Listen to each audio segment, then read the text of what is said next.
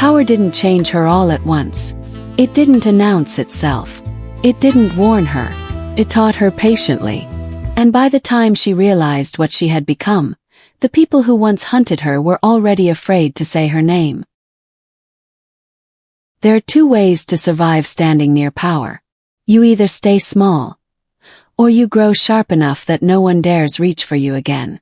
This is the story of how she stopped being the weakness in his world, and became the reason his enemies disappeared without explanation. This is the moment the city learned something worse than fear. It learned restraint. She stopped being followed. That was the first sign. No cars idled too long outside her building. No strangers lingered near her path. No messages arrived in the dead hours of the night. The city no longer tested her boundaries, and that absence spoke louder than any threat ever had.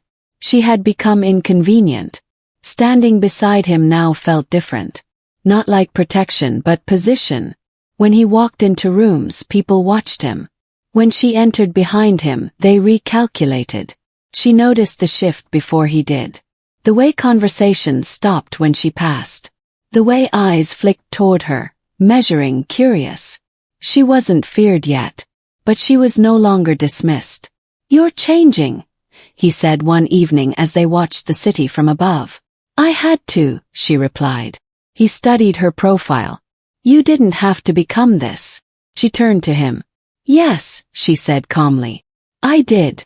Because she had learned something essential. Power did not defend what was fragile. It eliminated what threatened it. And as long as she remained soft, she would always be used against him. Against herself. She began attending meetings she wasn't invited to. Listening more than speaking. Learning how silence controlled rooms better than orders ever could. She memorized faces. Not names, faces. Names could be replaced. Faces couldn't. "You're building enemies," he warned her once. She smiled faintly. "No, I'm identifying them." The city responded quickly to her presence. Deals shifted. Timelines shortened. People who once stalled now hurried. She didn't raise her voice. She didn't threaten. She let uncertainty do the work. And slowly, quietly, the city began to understand something new. He ruled everything, but she was becoming the one who decided how it was ruled. The first mistake was mercy. A man who once helped orchestrate the attempt on his life reached out quietly, hoping for forgiveness. He offered information, protection, loyalty, a way back in. "She's the one you should speak to now," someone told him.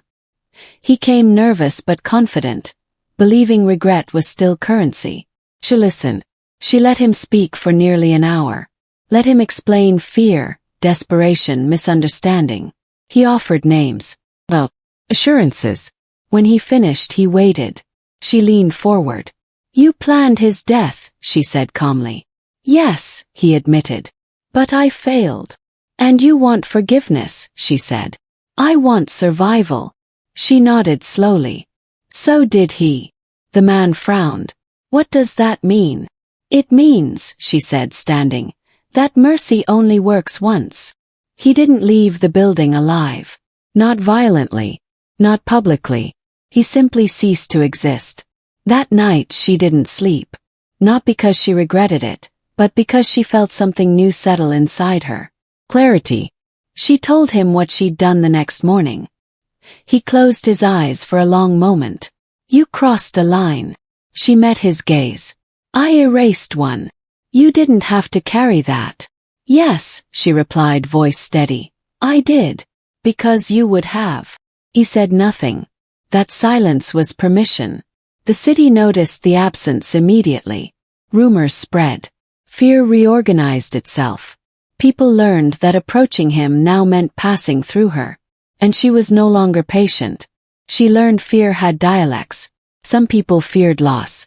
Others feared exposure. A few feared being forgotten. Violence was inefficient compared to understanding which fear belonged to whom.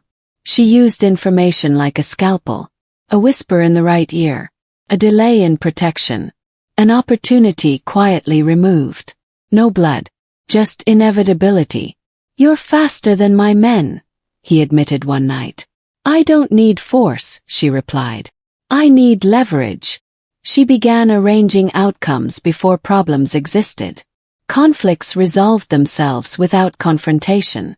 Rivalries dissolved without explanation.